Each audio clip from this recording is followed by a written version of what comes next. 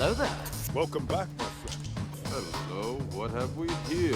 Jedi, we've been expecting you. Knew I could count on you. Hello. Welcome to the rebellion. What fun!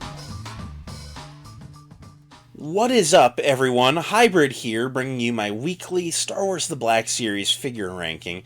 Today, we are talking about every Black Series offering from Star Wars Revenge of the Sith. We are completing the prequels. We have to start talking about some OT after this, unfortunately.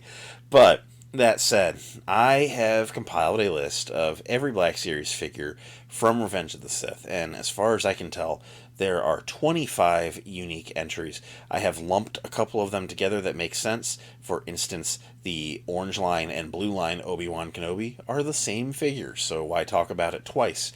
So things like that will be lumped into one. If you've seen any of my other ranking videos, you generally know how I operate.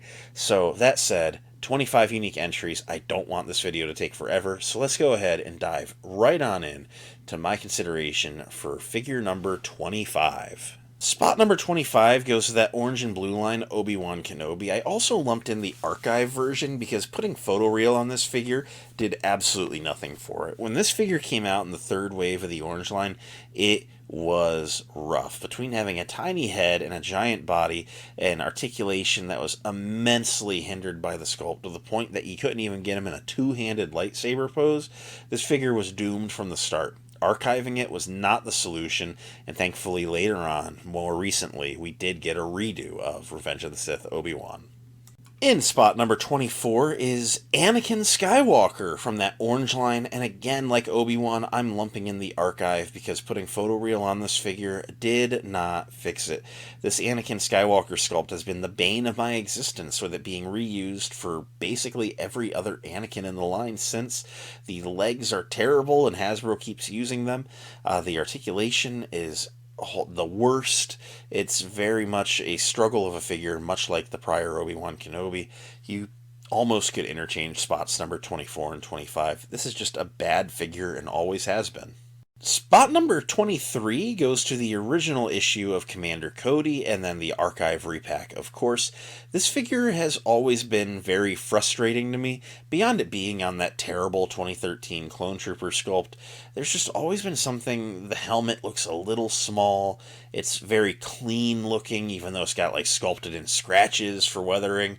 There's just a lot of things I don't like about it, and ultimately this clone sculpt is going to be talked about a lot in the next couple of minutes, because I just don't like this clone sculpt, period. Any video that has clones in it, you know I kind of put the sculpt pretty low.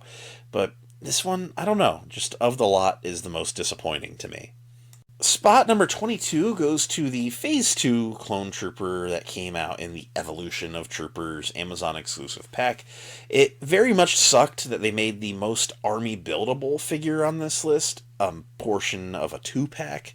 Just why would Hasbro do that? That was the trend at the time, as we'll talk about the next few as well.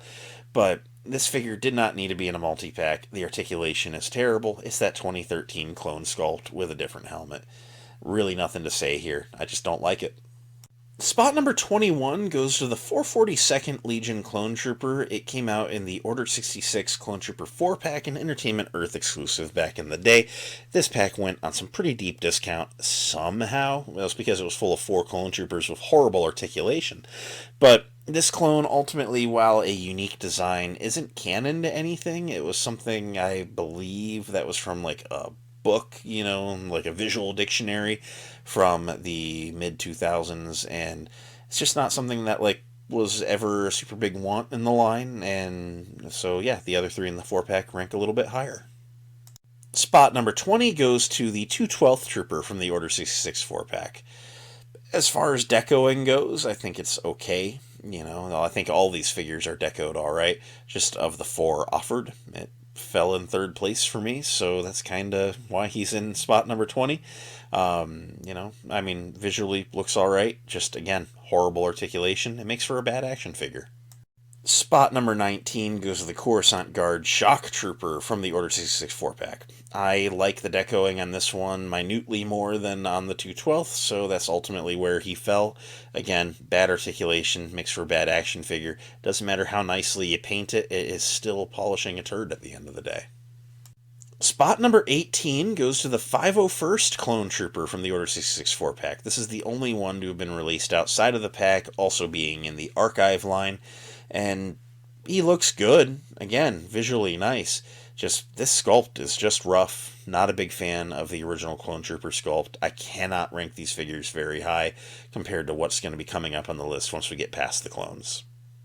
In spot number 17 is Clone Commander Gree, and he is that same original sculpt with a tweak to allow an antenna to port into his back, which is accurate to the film. He has some very, very nice decoing. It is very well done camo deco. It looks very good. He was one of those first, dare I call him a premium figure. He was a store exclusive, and back in the time that he came out in, figures were $20, store exclusives were never more than $25. He was at Toys R Us for $27, but he has some premium paint to him.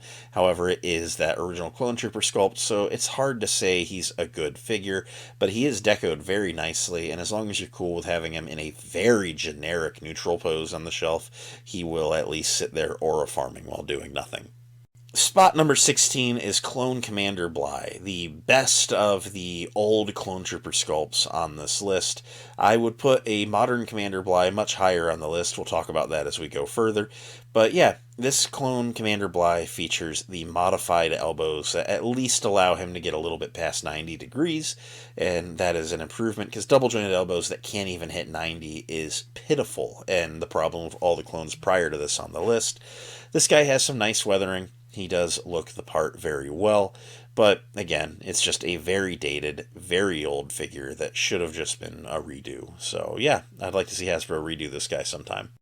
Spot number 15 is Ayla Secura. She was part of the Walmart exclusive Revenge of the Sith retro card packaging line, and she's a couple years old at this point, a repack, and there's nothing wrong with that. There's some dated things like double jointed pin knees, but the likeness is very nice. She has some pretty good articulation considering the era she came out, and she comes with one of those really cool lightsaber swoosh blades, so at least they added an accessory to try and bait us into it.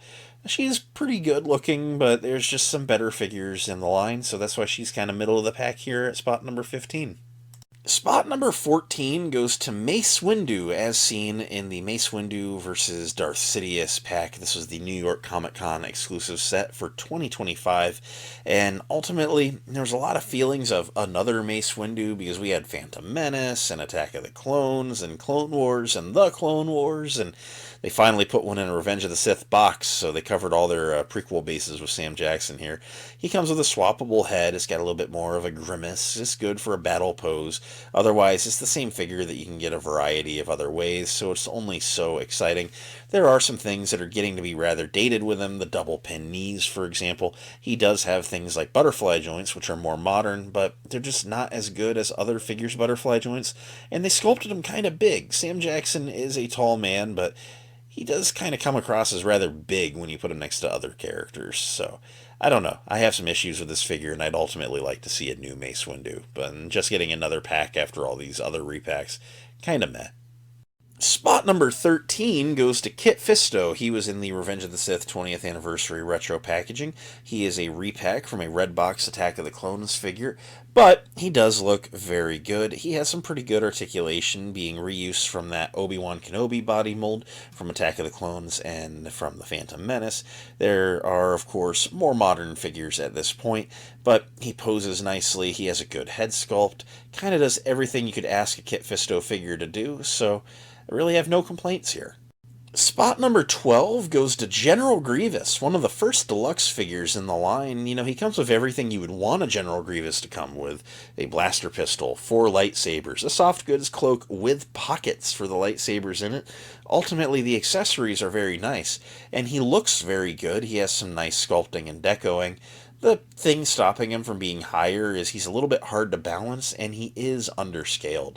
It doesn't bother me as much as it bothers some, but he really should be larger to be correct. It's a valid criticism, and it's just ultimately a little bit of a frustrating figure to pose, and you finally get him in a good pose, and then you put him next to Obi-Wan, and Obi-Wan looks like giant because Grievous looks tiny. It's just not the best effort, and he's one that Hasbro should consider redoing.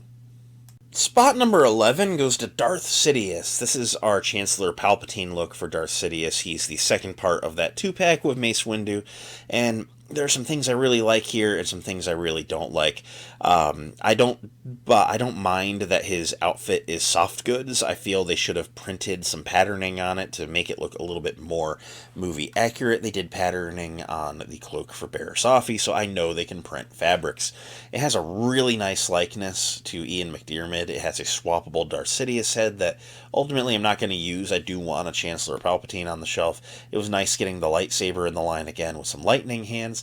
And yeah, it's ultimately just kind of let down by the outfit being a little bit basic, but as far as the coloring and the cut of the material, it is accurate to the film. It's just missing some detail to it. Spot number 10 goes to the Magna Guard from the Revenge of the Sith retro-carded line. This figure is a repaint of the Clone Wars Magna Guard that we'd gotten a couple years ago, and while that sculpt is a little bit underscaled, the articulation on this guy is very nice. The cloak is very nice. The presentation on the retro card is always worth talking about. And even though he's a touch small, he does pose very nice. He's objectively a good figure at the core. It's something I'm willing to overlook, and I do love the metallic-y blue coloring that he has going on. Makes him look like a very metal robot, and I like everything about him. Spot number 9 goes to Count Dooku. He was repacked on a 20th anniversary retro card, and so that makes him a Revenge of the Sith figure now. The Christopher Lee likeness is superb. He comes with the red swoosh blade, which was introduced into the line with his Red Box Attack of the Clones offering, which is nice that they didn't remove it. And he has some really good articulation, considering the base body's a couple years old. They tweaked something on the soft goods cloak. They made the collar pop on it a little bit. It is a downgrade from the Red Box version, but it's not a ginormous downgrade. It's objectively neck and neck, dare I say. It's a figure that I like very much. If you can't get your hands on the Red Box one, pick this one up, although the Red Box one has not gotten too crazy on the aftermarket. Spot number 8 goes to the 20th anniversary retro card R2-D2. I can't knock this new R2-D2 sculpt. This new astromech mold that they made for the Mandalorian R2-D2 a couple years ago is a very nice sculpt. It features all the opening compartments you could possibly want with all the interchangeable tools. This version of R2-D2 introduces the jet thrusters. One nitpick is they did take away the periscope, which while he doesn't use in the film, they had offered it with prior ones, and the tab on his dome comes off to take it. So I really feel like they should have just kept it in. What's a penny of plastic going to do to the budget ultimately? But he's a very nice figure. He looks the part. He's scaled right. Has all the nice accessories that you could ask for. I like this R2-D2. In spot number 7, we have Clone Commander Cody. He was the Walmart exclusive on the 20th anniversary retro card, and he is a phenomenal upgrade to the aforementioned spot number 23 Commander Cody. This Commander Cody is on the 2023 Clone Trooper base mold with all of the modern articulation you could ever ask for. He poses like a dream. He comes with a really cool accessory with the hologram of Darth Sidious, giving him the Order 66 command, which is super cool. One thing that is not super cool is he has a generic Clone Trooper head sculpt instead of one featuring the Commander Cody scar. This sculpt wouldn't have been much better had they painted the scar onto it, but at least acknowledging that detail would have made me less frustrated by it. But ultimately, at the end of the day, I don't have any of my clones on the shelf with their helmets off, so it's a criticism, but it's not a fatal flaw. Put that helmet on them, never take it off, and you'll never notice it, and you'll have a superior figure to spot number 23, 2013 Cody in every way. Spot number 6 goes to Clone Commander Bakara. I think this figure is really, really good. When this figure got announced, a lot of people got hung up on 2 blue dots not being painted on his temple. I'd like to point out that in the millisecond of screen time he had in the movie, you can't see those blue dots. You can only see them if you dig out the old visual dictionary, so I don't blame Hasbro for missing it. It's not a fatal flaw. He comes with some really cool, unique accessories, or not accessories, but sculpted bits that make him a very Revenge of the Sith specific trooper, with the straps that go over his chest to the singular shoulder pauldron going on over there. It's a very cool design. It's one of the only soft goods commas we've had in the last couple of years. So all in all, I gotta say Bakara, even missing 2 microscopic red tiny dots that you could punch in with a Sharpie if it bothered you that bad, is objectively a very good Clone Trooper figure. Spot number 5 goes to the Tactical Ops Trooper, or 501st Trooper if you're nasty. Tactical Ops Trooper is, of course, referring to what they were called in the Revenge of the Sith toy line, as he's on a Revenge of the Sith retro card. This is the 2023 Clone Trooper sculpt, decoed with the 501st blue, and he looks really, really good. I have no criticisms of this. There's nothing bad to say. It is through and through a 501st Clone Trooper. Has some amazing articulation, great to pose, looks like they do in the movie. I've got nothing bad to say here. Great figure. Spot number 4 goes to Clone Lieutenant Gale. He's a 327th Legion Clone Trooper, and allegedly he has a name from some comic book or whatever back in the day, but I army build him as a 327th Trooper because that's what he is at the end of the day. He is a really, really cool looking figure. He has all of the Revenge of the Sith bits with the movie-styled pauldron, and he's got straps going from the belt up to the pauldron, and he's got a soft goods comma and holsters, and just a lot of really cool specially molded pieces. They also tweaked the removable helmet sculpt on it. I don't mind the prior iteration from the 2023 sculpt, but this is a touch in the Revenge of the Sith direction instead of the hybrid style between Clone Wars and live action, which was fine. But this one is more movie accurate. Can't knock that. So he's a really, really good figure. I would argue, honestly, there's a chance he might not be the best Clone Trooper in the line, but in like the top 5, he's a very, very good figure. One that I was very happy to pick up a few of. And seeing how well they did him gives me faith that they really should do a new Commander Bly, because he would be equally as good with all these new parts. Spot number 3 goes to Darth Sidious. This is how he appears in the final duel of Revenge of the Sith, where he battles Yoda in the Senate building. He is, at his core, a Book of Boba Fett Luke Skywalker underneath of a soft goods outfit, but that does allow him to articulate very, very freely. He does have a rubber hood that keeps it sculpted nice and tight to the head. That way it is laying in a natural way. And ultimately, I do really like how that turned out.